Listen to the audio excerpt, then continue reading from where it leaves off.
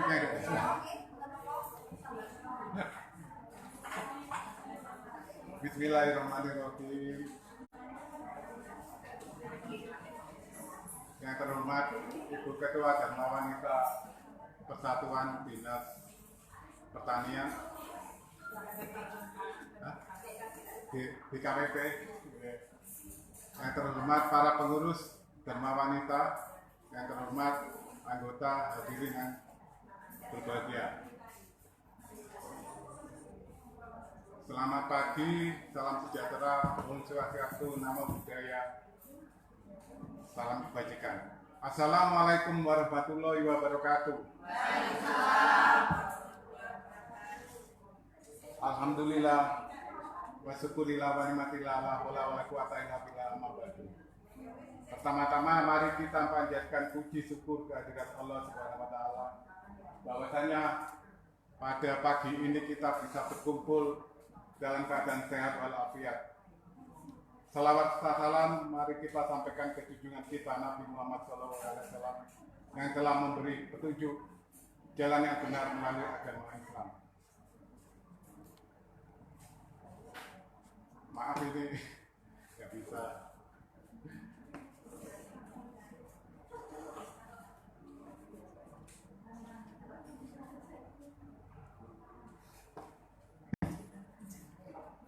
Terima kasih buat tim Dharma Wanita DKPP yang telah mengundang kami sebagai narasumber seminar parenting bijak mendidik anak di era digitalisasi.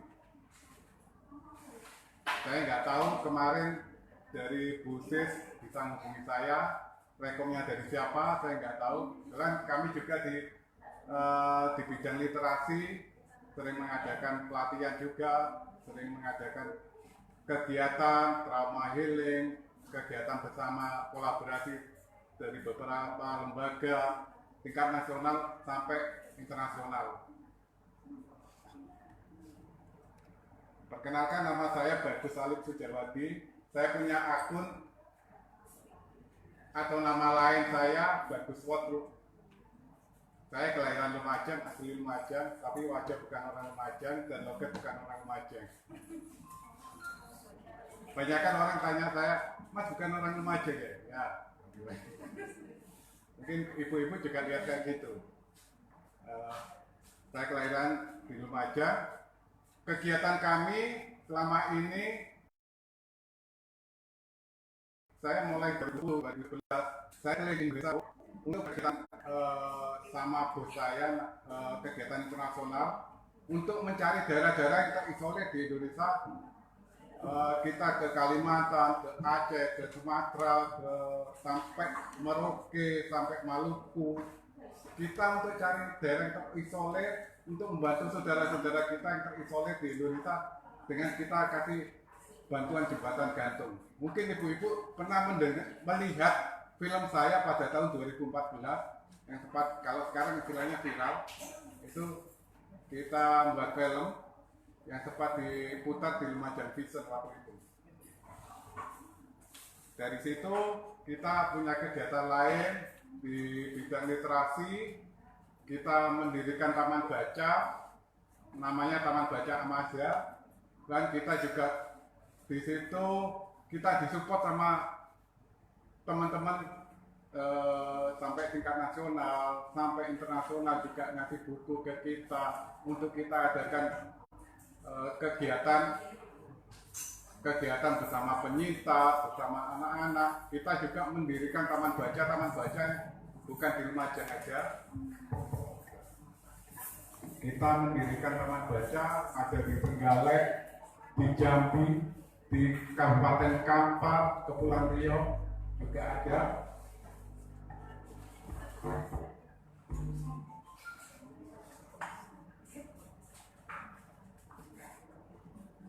Dan di sini kami juga sering kolaborasi sama lembaga-lembaga yang di bidang parenting, hipnoterapi. Mbak, next Mbak. Page 3.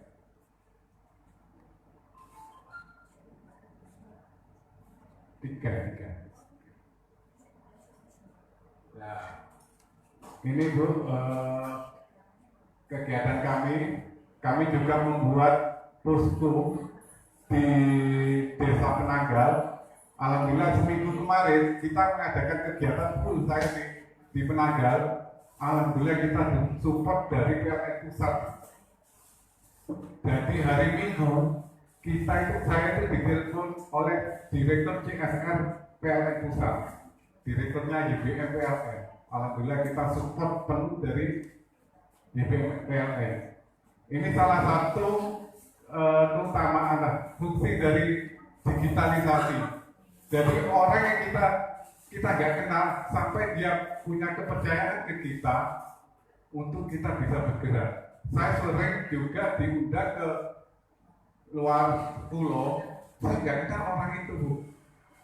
Tapi karena kepercayaan, mereka juga mengundang saya. Tapi kalau buat saya, kalau bapak atau ibu percaya sama saya, silakan transfer untuk beli tiket atau belikan tiket. Kalau kemarin waktu COVID, tolong transfer untuk PCR. Saya tahun kemarin ke Danau Toba 10 hari di sana untuk berkegiatan sosial di sana, Bu.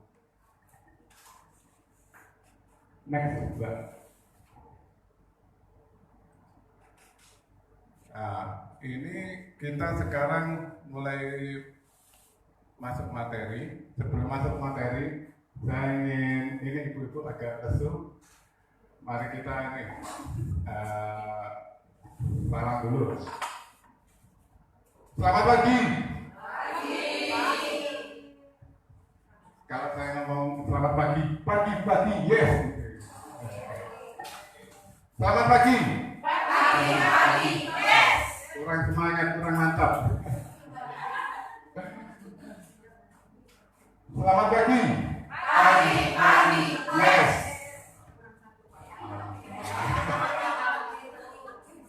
Oke, kata ibu kurang 3 kali ya paginya. Oke. Ayo. Selamat pagi. Yes. Terima kasih. Gimana kabarnya Bu? Alhamdulillah. Ayo kompak, maksud saya gitu. Gimana kabarnya Ibu? Alhamdulillah. Luar biasa.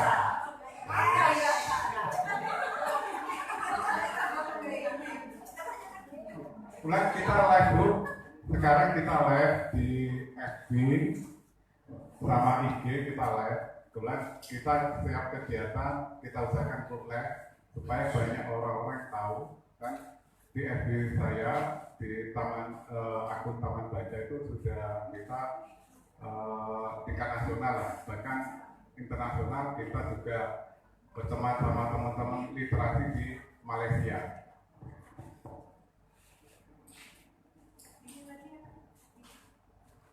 Mungkin di sini apa banyak ibu-ibu yang punya anak masih kecil atau sudah sekolah? Cucu ya.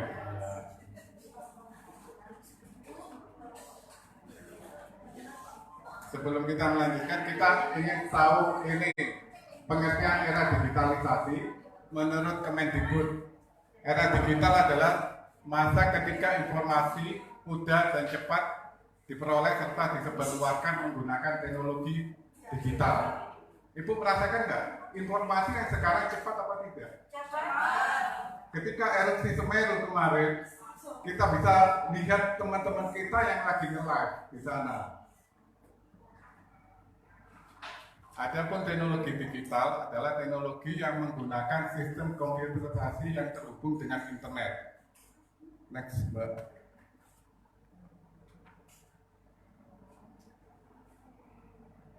Nah, di era digitalisasi ini perlu kita imbangi dengan kebutuhan anak-anak. Kita menamai anak-anak supaya mereka tidak kebablasan dalam berkegiatan, dalam menggunakan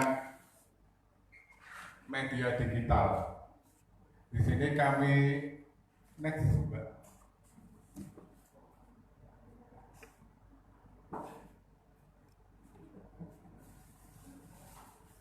Ya. Tumbuh kembang anak dengan media digital. Akses media digital yang baik dengan pendampingan dapat mempengaruhi perkembangan tumbuh kembang anak.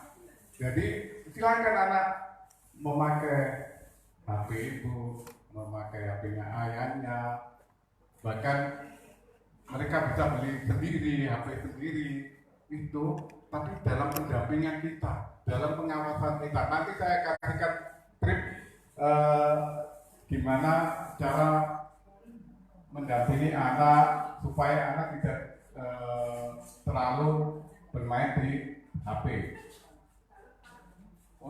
Untuk usia 1 tahun sampai 3 tahun, akses audio digital, terutama anak-anak, supaya mereka menambah kosakata untuk mengenal lagu, anak-anak belajar mengenal perbedaan sama menumbuhkan sikap.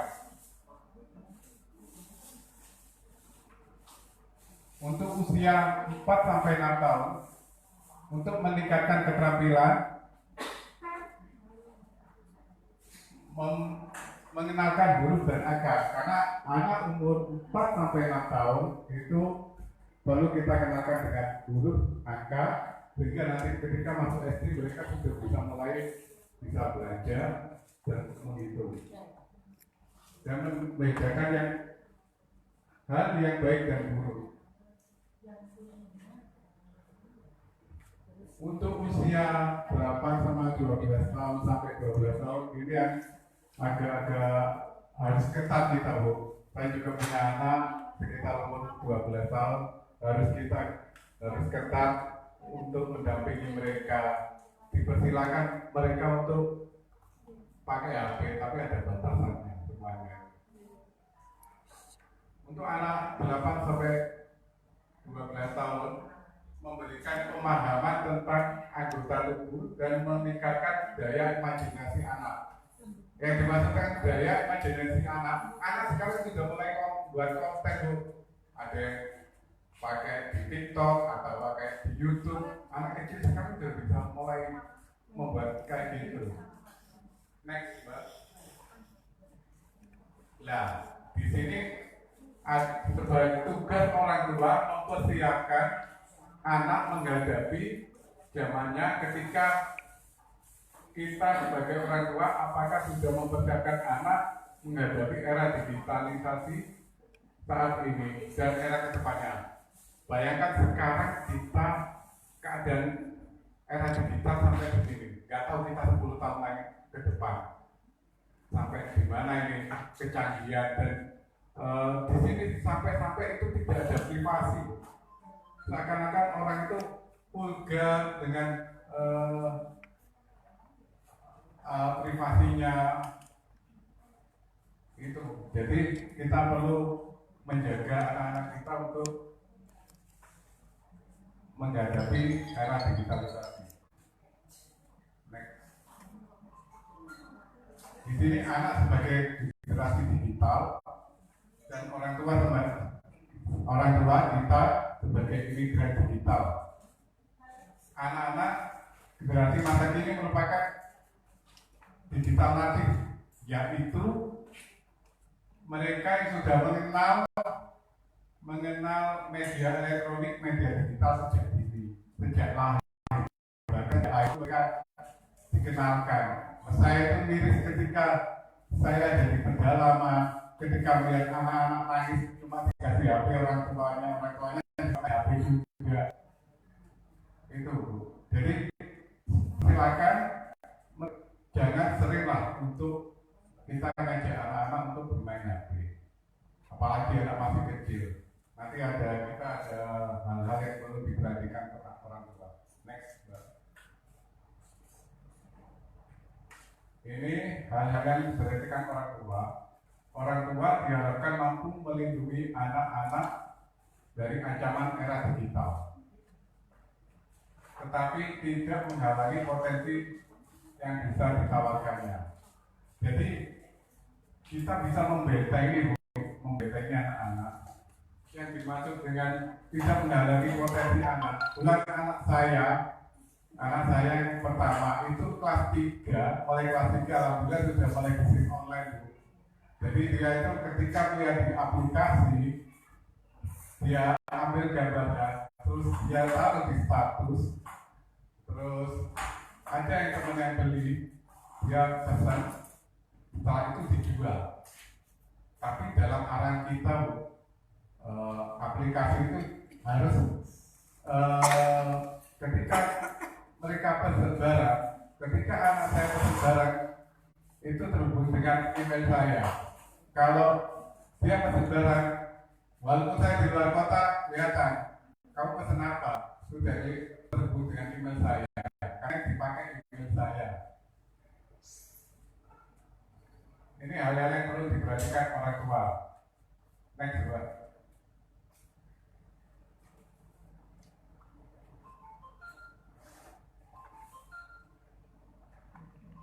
Nah, ini ada pun beberapa efek yang perlu kita perhatikan untuk kesehatan mata. Untuk kesehatan mata, paparan berlebihan terhadap penggunaan telepon kita dapat memicu penglihatan yang buruk. Saya rasakan, Bu, mungkin Ibu juga merasakan. Ketika kita lihat TV, radiasinya nggak segitu terasa. Ketika kita lihat laptop masih nggak begitu terasa. Ketika kita lihat HP, saya sudah merasakan itu.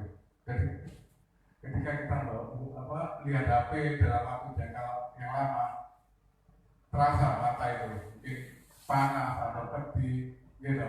Ya itulah yang untuk di sisi kesehatan mata. Yang kedua, di masalah tidur. Masalah tidur anak dapat terjadi karena lamanya melihat digital, dampak isi media digital. Karena kenapa? Di sini nanti akan anak-anak menjadi insomnia. Dia akan membahayakan ketika tadi anak-anak ini bermain game.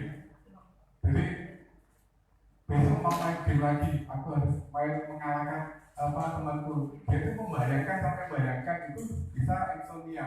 Banyak kan anak-anak kayak gitu. Jadi efeknya juga nanti ke mata juga.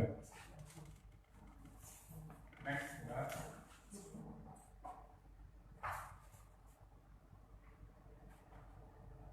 Untuk selanjutnya, ketiga, kesulitan konsentrasi.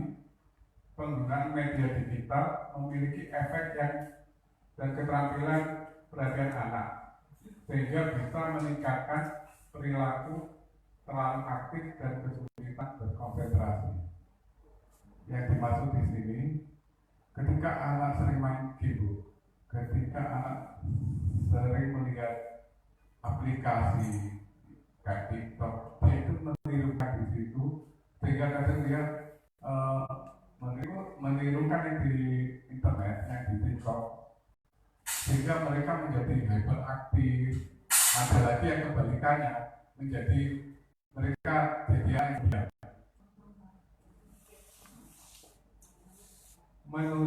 Yang keempat, menurunnya prestasi belajar. Penggunaan media digital yang berlebihan dapat menurunkan prestasi belajar anak. Ibu sudah merasakan betul? Belum ini? Saya merasakan. Saya juga merasakan.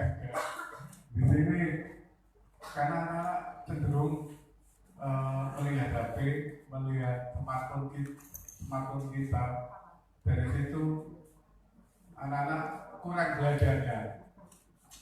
Kadang kita tegur, saya belajar online ini, padahal di situ dia pegang game, atau lihat WA, atau lihat IG, atau lihat TikTok gitu. Ini yang kendala kita sekarang.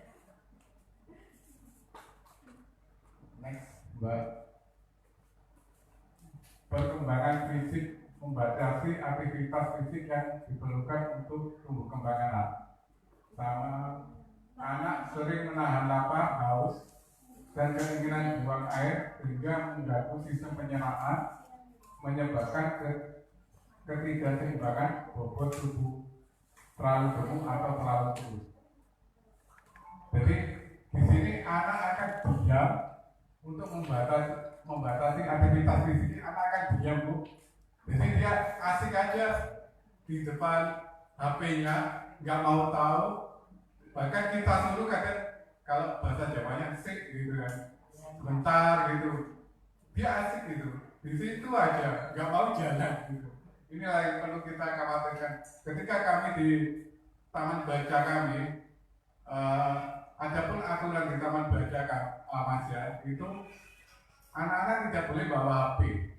Walaupun anak saya ketika kumpul nggak boleh bawa HP. Di situ anak-anak silakan membaca, silakan belajar dan bermain. Kemudian di tempat kami itu alhamdulillah buku-buku juga banyak. Terus kita ada permainan tradisional, ada alat musik tradisional, ada gamelan, ada angklung. Jadi kita kenalkan mereka dengan kebudayaan nasional, kebudayaan daerah, sama kita ajak mereka untuk ini sikap empati, saling berbagi. Kita sering ngajak anak-anak ini untuk ke alam supaya mereka tadabbur alam, supaya mereka mengerti tentang alam. Untuk keenam, perkembangan sosial, tumbuh menjadi pribadi yang lebih mementingkan diri sendiri sehingga sulit bergaul secara langsung, memiliki kesulitan mengenali berbagai nuansa perasaan. Yang di sini jadi cenderung sendiri, pribadi. Ketika di kamar, ketika anak kita main HP, cenderung di kamar aja, Bu. Mau kita ajak keluar, nggak mau. Nah ini yang terjadi kayak gitu, ini tantangan kita. Makanya kadang itu saya itu sama anak ketika main itu HP itu saya gedul supaya mereka merasa risih loh. Ayah ini gimana sih kok menggoda saya gitu loh. Dan sulit mengenali berbagai nuansa perasaan. Dan mereka nggak tahu ketika orang tuanya marah, orang tuanya senang, dipikir biasa aja gitu. Yang terjadi kayak gitu sekarang. Saya juga merasakan. Next, Mbak. Perkembangan otak dan hubungannya dengan penggunaan media digital. Penting bagi anak-anak untuk menyeimbangkan antara bermain perangkat digital dengan bermain di dunia nyata. Nah ini, Bu, yang penting. Makanya tadi saya sampaikan di taman baca itu kita ada permainan macam-macam, karena mereka kita ajak untuk bermain, melupakan HP, melupakan dunia digital. Dan di sini jarang orang yang kayak gitu. Dan saya sama istri saya tahun 2020 erupsi Semeru yang 2020, sebelum erupsi kita mendirikan taman baca. Pas waktu erupsi saya kedatangan Papua Literasi Nasional yang mau memberi trauma healing di anak-anak penyintas erupsi Semeru. Dari situlah saya disupport permainan apa itu, disupport mereka untuk sehingga kita di kami ini ada sekitar 25 anggota taman baca anak-anak yang setara tingkat mulai TK sampai SD. Kalau SMP agak sulit untuk kita ajak. Untuk yang ke-8, menunda perkembangan bahasa anak. Penelitian telah menunjukkan bahwa penggunaan media digital bisa menunda perkembangan bahasa anak, terutama untuk anak-anak di usia 2 tahun dan di bawahnya. Mungkin ibu-ibu yang punya anak atau cucu kan juga merasakan. Saya pernah marah sama adik sepupu saya karena mulai kecil keponakan saya ini dipegangin HP. Sampai sekarang dia sudah TK tapi gitu ngomongnya kurang lancar. Ya itulah. Karena terjadi interaksi searah aja, bukan dua arah. Dia kan lihat HP aja searah. Tapi kalau kita ajak ngomong dua arah jadi bisa menyambung. Tapi kalau satu arah ini yang bahaya ini. Dan dia tidak tahu sekeliling kita.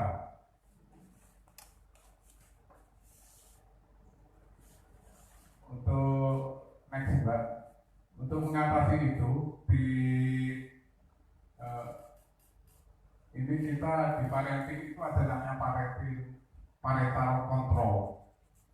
Di sini kita bisa mengontrol kegiatan anak kita di media sosial, media digital. Di sini nanti saya kasih trik untuk supaya anak-anak ini tidak terlalu memakai HP.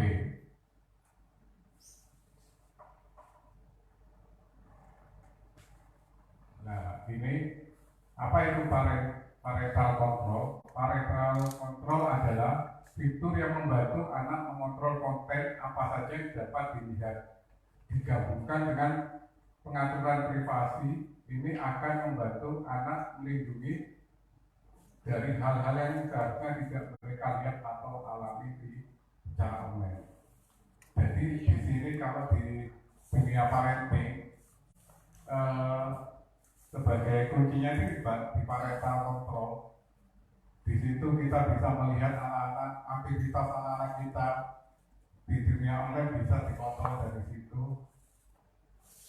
Mungkin ibu-ibu kepingin kelihatan itu memantau anak-anak, termasuk tadi yang saya sampaikan ketika anak saya belajar di salah satu aplikasi, dia belajar terhubung di email saya, jadi saya tahu ketika waktu saya di luar kota, anak saya belanja, langsung saya telepon, kamu belanja apa? Gitu.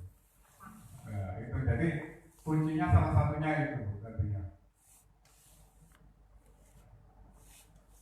Fungsi parental control sebagai berikut. Next.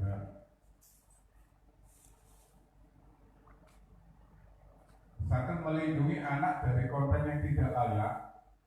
Untuk melindungi anak dari konten tidak layak, apa maksudnya? Internet merupakan dunia yang luas. Ada kalanya beberapa tipe konten tidak cocok untuk ditonton atau dibaca oleh anak di bawah umur. Nah, maksudnya di sini ketika mereka browser, mereka mencari sesuatu melalui browser, itu bisa kita kunci ini aplikasi atau web yang berbahaya. Itu ada di sini, nanti ada aplikasinya, nanti bisa diunduh di parental control untuk ibu-ibu bisa mengontrol anaknya ketika melakukan ini di dunia maya. Dua, mendukung keamanan perangkat.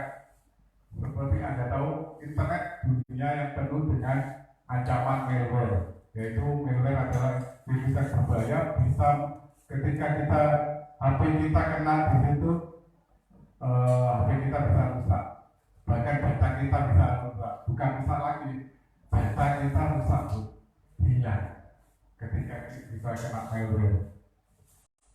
Dan di sini ada berapa situs kan yang dia itu di situ ada virusnya. Jadi virus itu diciptakan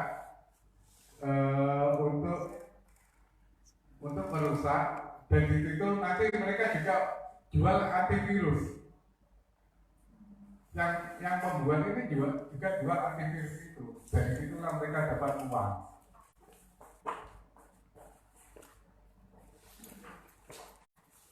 Dan di sini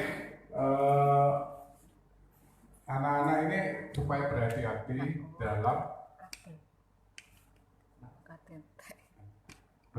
dalam membuat ini, melihat dan mengunduh aplikasi, Bu. Di situ kalau ketika di aplikasi atau kita browser searching di Google, ketika di situ ada virusnya, malware, ini akan merusak HP Ibu dan data Ibu. Next, Mbak.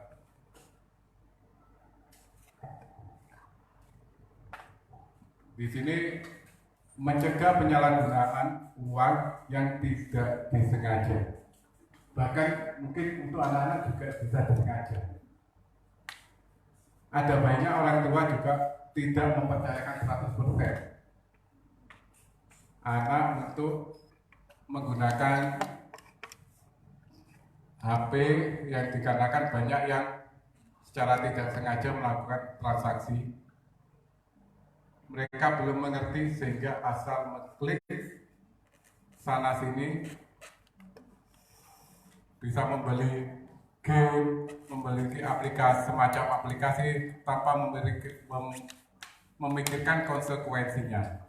Jadi di sini anak biasanya main game, dia itu bisa aja beli poin punya temannya atau poin beli dipakai aplikasi. Tapi itu kan pakai emailnya bapaknya atau emailnya ibunya, pakai ibu HP-nya bapaknya dan HP-nya ibunya. Ketika nanti ada tagihan, ya orang tuanya yang kena. Apalagi mereka kenal dengan belanja online, dengan sistem COD. Nah, itulah makanya jangan 100% mempercayakan HP itu ke anak. Karena ketika mereka pesan barang, kita nggak tahu. Ketika kurir datang, loh ini pesannya bapak, pesanan ibu, kita nggak pernah pesan. Loh ini tapi di aplikasi sudah ada. Ini yang sulit ini, Bu. Nah, kita kan nggak mesti, Bu, ketika keuangan kita nipis dengan barang yang mahal. Nah itu perlu didukung perhatian kita untuk mencegah penyalahgunaan uang. Next.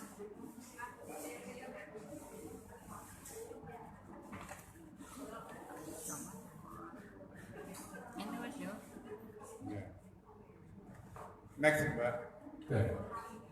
Membatasi waktu online anak. Jadi membatasi di sini fungsi berikut, yaitu membatasi waktu online anak. Yang penting sebab anak bisa kecanduan. Kedua, dengan begitu anak tidak dapat lagi mengakses gadget. Jadi di sini kalau HP yang itu ada beberapa fungsi. Jadi di situ ketika internetnya bisa berlaku satu jam gitu ya. Itu bisa itu disetting tergantung HP-nya. Ketika 1 jam sudah nggak bisa dipakai untuk internetnya. Tapi anak sekarang juga pintar cari celah-celah juga. Iya. Next, Mbak. Nah, ini yang terjadi di tempat kami, Bu. Mengunci akses media sosial. Anak kami pegang HP. Dia beli HP sendiri. Tapi akses media sosial kita kunci. Ketika mereka mau browser, harus izin ke ibunya, karena pakai sidik jari ibunya. Ketika mau melihat YouTube, mereka juga gitu. Mungkin HP-HP yang bisa kayak gitu, untuk HP-HP yang bisa kayak gitu, bisa nanti disetting, sehingga misalnya dia memerlukan untuk belajar, alasannya belajar, lihat cari artikel. Di situ ketika mereka mau mencari artikel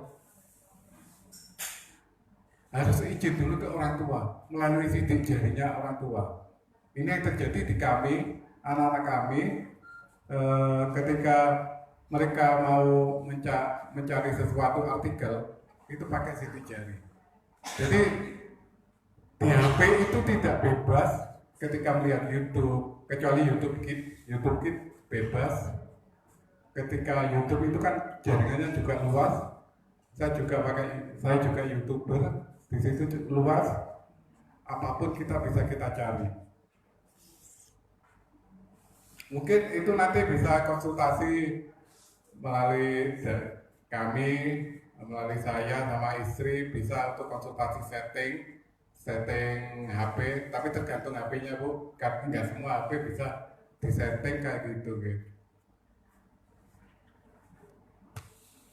Next. 6. Pinjamkan anak perangkat digital sesuai keperluan.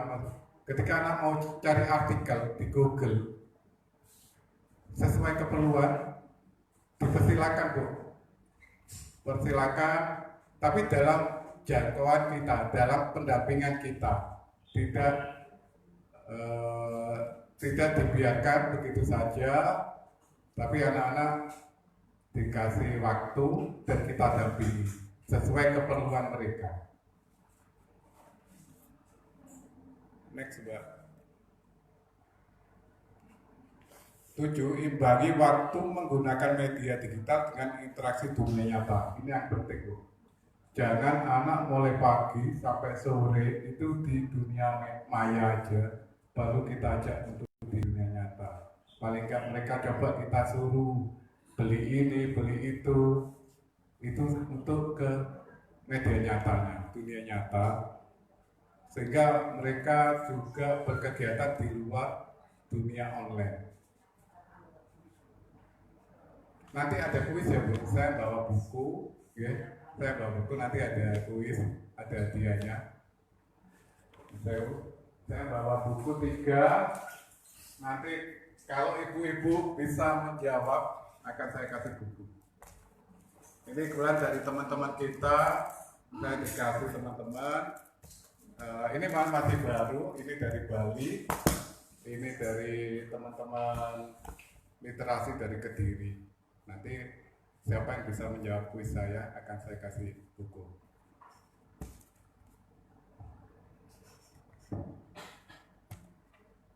Next, Mbak.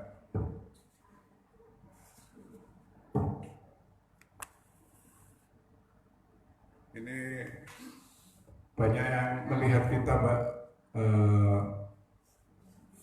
Ini di Facebook banyak yang melihat kita.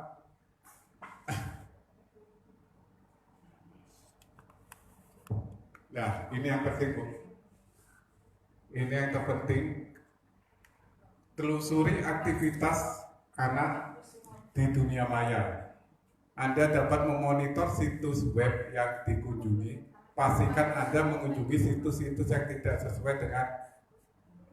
sesuai dengan usia. Saat ini telah terdapat program Piranti Lunak penyaring web filter yang dapat membantu orang-orang tua melakukan scan atau memblok alamat website tersebut. Ini yang terpenting, nomor 8 ini yang terpenting. Ketika anak ibu, bapak atau cucu itu tidur malam hari, mari kita lihat HP mereka. Mari kita pantau, telusuri apa saja yang mereka lihat seharian. Ketika di situ ada dia buka aplikasi atau buka yang lainnya yang di situ tidak sesuai dengan umurnya, bisa kita blokir di situ. Ini saya harap ibu-ibu untuk perhatiannya ke anak-anak. Ketika anak-anak tidur, cepat-cepat diambil HP-nya, kita lihat seharian ini anak mau lihat apa aja di situ. Walaupun nge-game, kadang di game itu ada yang tidak sesuai dengan umurnya, jadi kita harus sangat-sangat hati-hati di situ untuk anak kita, perkembangan anak kita.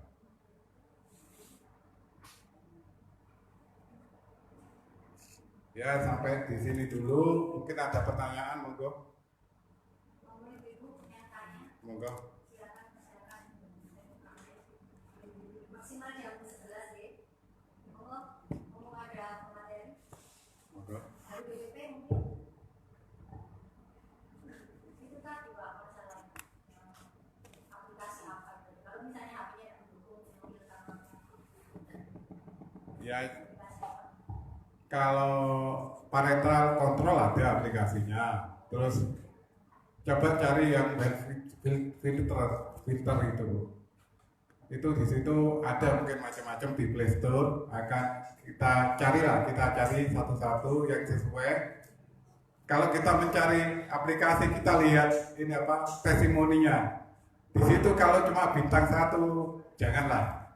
Paling nggak itu bintang 5, bintang 4 atau. Jadi di situ kita lihat testimoni para pendownload tadi itu, pengunduh itu, supaya kita mengerti. Oh, aplikasi ini juga berbahaya. Kadang ada aplikasi yang penuh dengan iklan.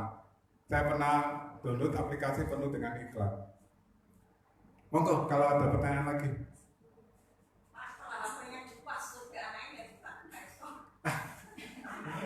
Nah, itu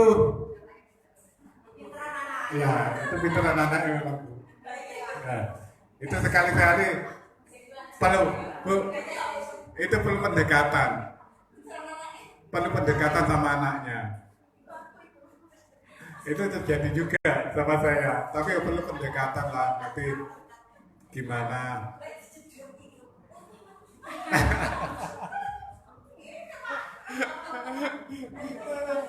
Nah, itu bisa kalau teman-teman hacker itu bisa, kalau saya nggak bisa.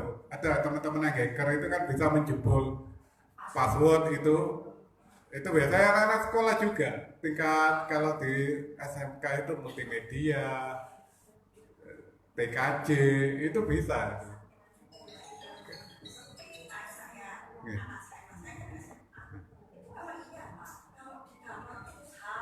Nggih.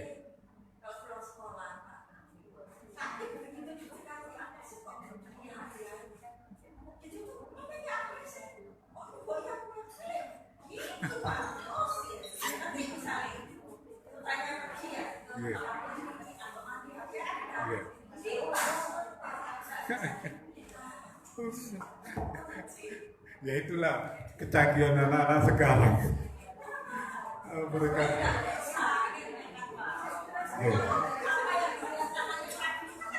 nggak tahu, betul.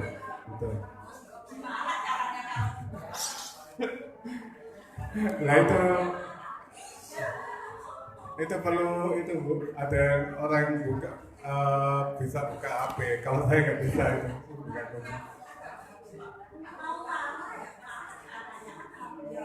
Iya.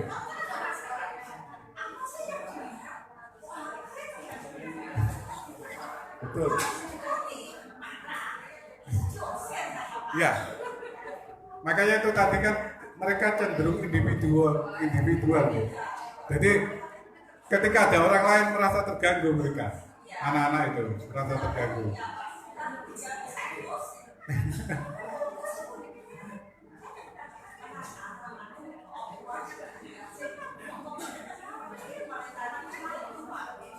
Oke. Mungkin kita punya bahan ini sebenarnya sampai ini untuk gimana mengatasi mulai anak sampai usia 1 tahun sampai 18 tahun. Mungkin nanti bisa ambil di laptop, kalau yang punya flash disk bisa ambil dipakai flash disk. Untuk selanjutnya saya kuis ya.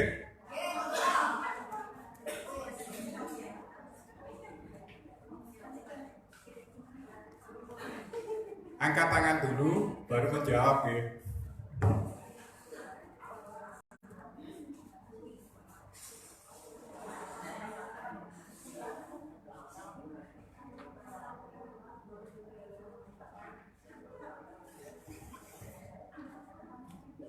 Apa yang dimaksud dengan digital natif? Monggo angkat tangan, tak kasih buku. digital natif. Oke, monggo Bu. Masa-masa Anda usianya sejak lahir sebenarnya sudah kenal digital, era digital. Dari lahir anak, umurnya wis mulai masuk ke digital. Oke, monggo maju Bu.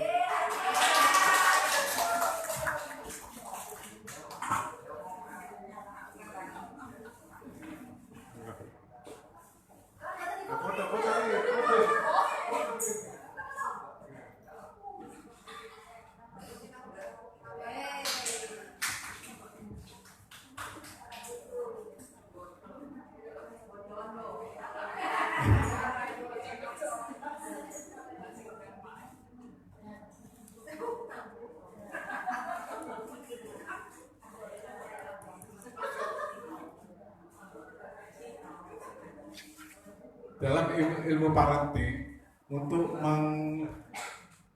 mengontrol semua kegiatan anak-anak di media digital itu apa nama programnya yang tadi? Oke. Oke.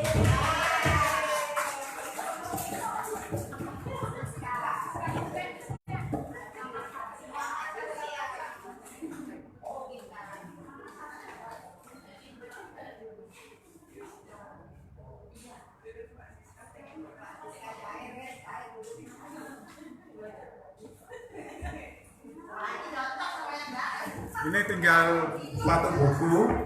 Ini buku yang menarik. Ini punyanya Kepala Pos Denpasar.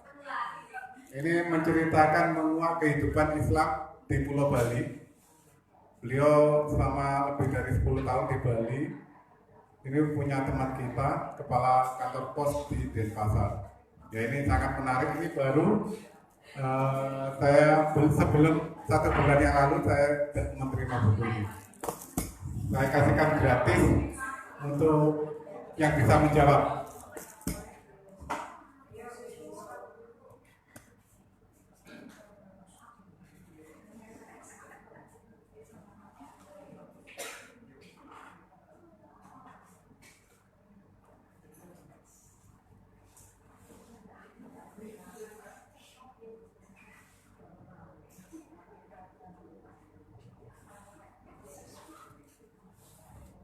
Kalau anak tadi digital natif, kalau orang tua disebut dengan ya monggo. Oh betul.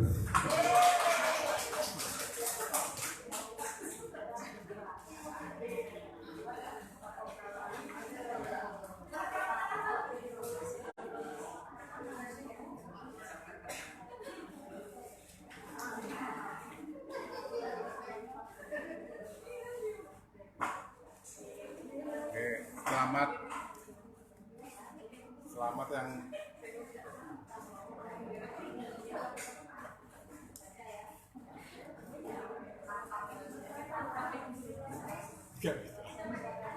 ya, selamat yang mendapatkan buku, mohon dibaca siapa tahu berguna. Ya. bukan sebagai hiasan. Okay. Saya ucapkan terima kasih atas kerjasama antara Dharma Wanita DKPP Kabupaten Lumajang sama Taman Baca Amaja. Semoga kita bisa kolaborasi lagi di lain waktu. Semoga ilmu yang saya sampaikan bisa bermanfaat. Mungkin kalau ada ada pertanyaan bisa via WA saya. Karena kita bebas, kita membantu siapapun. Kapan hari, ini yang ekstrim Bu, kapan hari saya diminta tolong orang tua teman saya itu sakit mata dan obatnya adanya di India. Teman saya minta tolong, Mas tolong bantu, obatnya ada di India. Alhamdulillah kita hubungan sama teman-teman di India, sama kedubes. Akhirnya dapat 1 bulan obat itu nyampe di Indonesia, nyampe di Lumajang. Nah inilah gunanya kita salah satu era digital. dimanapun kita bisa untuk berkomunikasi melalui digital. Oh ya, mungkin ibu-ibu atau ibu-ibu di sini punya buku-buku bekas, buku bacaan yang masih bagus bisa kita untuk bisa didonasikan ke kita. Karena kita terus buka taman baca. Terakhir 4 Desember kemarin kita buka taman baca di SDN Sentul 2. Itu kita sama Gatra. Mungkin kalau ibu-ibu punya bisa hubungi kami. Dan ada lagi satu lagi, kita punya program untuk jelantah ya. Jelantah itu salah satu usaha kami untuk operasional kami. Jadi tetangga kami membantu kita cuma jelantah. Pada waktu kemarin daring Bu, saya kasihan dengan anak-anak tetangga itu. Mereka kan daring, kadang harus ngeprint. Kita ngeprint gratis Bu. Kita kasih pelayanan ngeprint gratis. Kita kasih uang nggak mau. Tapi kalau kita kasih jelantah kita mau. Minyak goreng bekas. Minyak goreng bekas. Insya Allah nanti saya akan datangkan teman yang beliau ahli di sampah akan mengadakan pelatihan pembuatan jelantah dari sabun dari jelantah, sabun cuci dari jelantah. Itu mungkin nanti kalau pas kita ngadakan nanti saya hubungi ibu-ibu. Karena teman lagi di Cianjur membantu penyintas di Cianjur sekarang. Ya mungkin itu dulu, mohon maaf kalau ada salah kata.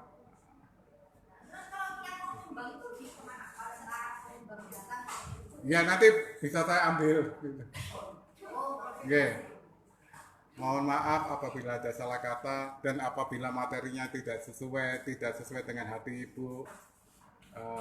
Kami mohon maaf dan terima kasih atas kolaborasinya. Saya akhiri pertemuan ini dengan bacaan Alhamdulillah. Terima kasih. Wabillahi taufik wal hidayah wa ridho wal inayah. Wassalamualaikum warahmatullahi wabarakatuh.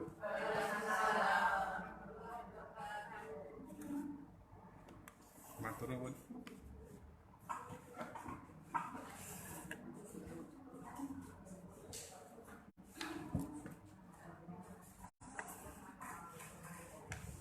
Terima kasih Bagus yang sudah menyampaikan seperti puncak menjadi anak digitalisasi, dan memang itu yang diperlukan di masa sekarang, utamanya menghadapi yang seperti ini.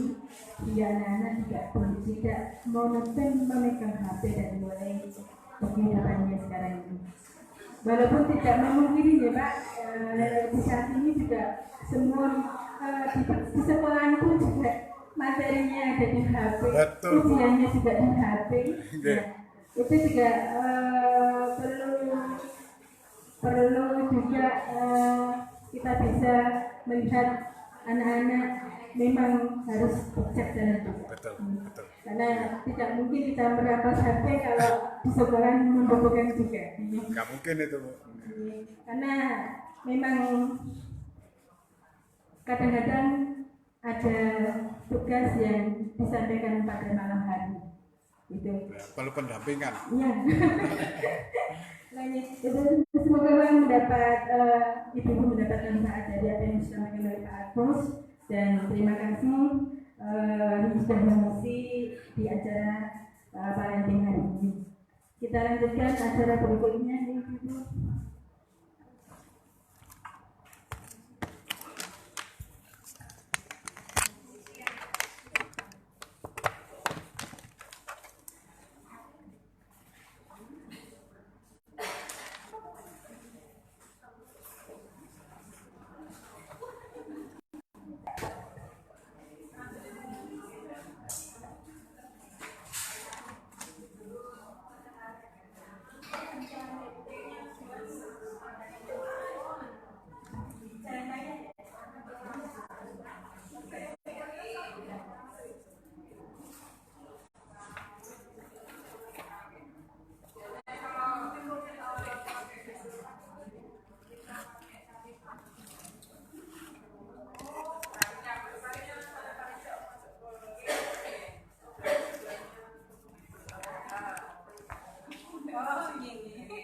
Gimana menurut Ibu?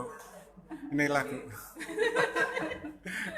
Alhamdulillah kita dari terutama ibu-ibu nggih anggota Dharma Wanita Dinas Ketahanan dan Pertanian memperoleh ilmu yang bermanfaat dan pengetahuan juga bagi kita semua, pengetahuan yang baru.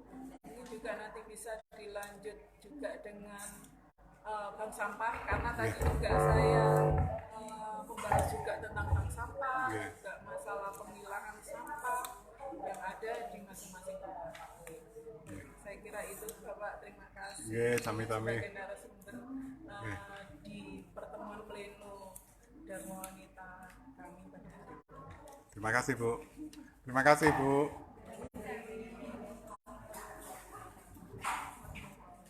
Enggak. Matur nuwun. Nggih.